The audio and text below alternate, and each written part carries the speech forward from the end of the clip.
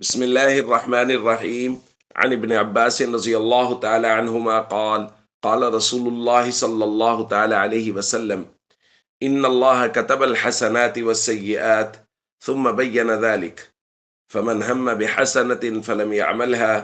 كتبها الله له عنده حسنة كاملة. الحديث رواه البخاری.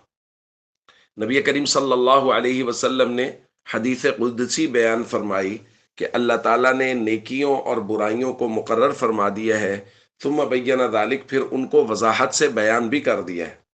پھر ایک ضابطہ جو اللہ نے بنایا ہے اس کو بیان فرمایا۔ فمن ہم بحسنہ، کسی آدمی نے نیکی کا پختہ ارادہ کیا، ضرور کرے گا، لیکن فلم یعملھا، کسی وجہ سے وہ نیکی کر نہیں پایا،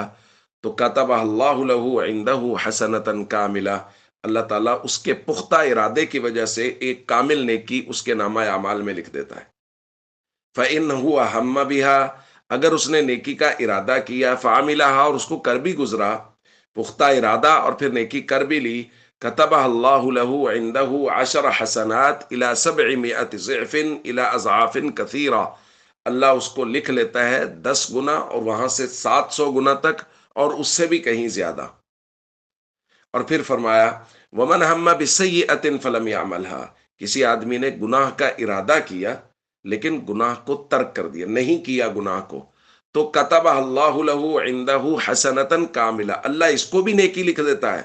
کہ گناہ کا ارادہ کیا ہے لیکن اللہ کا ڈر اور خوف مانے ہو گیا، لیکن گناہ کیا نہیں ہے، تو اس کی وجہ سے بھی اللہ تعالیٰ اس کے لیے نیکی لکھ دیتا ہے۔ فَإِنْ هُوَ ہَمَّ بِهَا، اگر گناہ کا ارادہ کیا، فَعَمِلَهَا، اور کر بھی گزرا، کتبہ اللہ لہ سیئۃ واحدہ، اللہ اس کے لیے صرف ایک برائی لکھتا ہے۔ بھائی، یہ اللہ کی رحمت دیکھیے، نیکی کا ارادہ کیا، ابھی کی نہیں ہے ایک نیکی، نیکی کا ارادہ کیا، کر لی، تو 700 گنا سے بھی زیادہ تک اس کے اخلاص کی وجہ سے، جتنا اخلاص ہوگا اتنی زیادہ اس کو لکھا جائے گا۔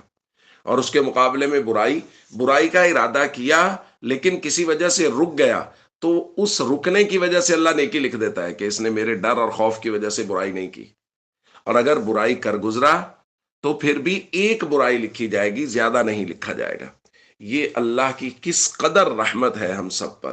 اس لیے اللہ کی رحمتوں کو، اللہ کی مہربانیوں کو ہمیشہ سوچنا چاہیے، غور و فکر کرنا چاہیے، اور اللہ کا شکر گزار بندہ بننا چاہیے، فرائض و ارکان اسلام کی بھرپور پابندی کرنی چاہیے، اور نبی پاک صلی اللہ علیہ وسلم کے مبارک طریقوں کے مطابق زندگی گزارنی چاہیے۔ السلام علیکم ورحمۃ اللہ وبرکاتہ۔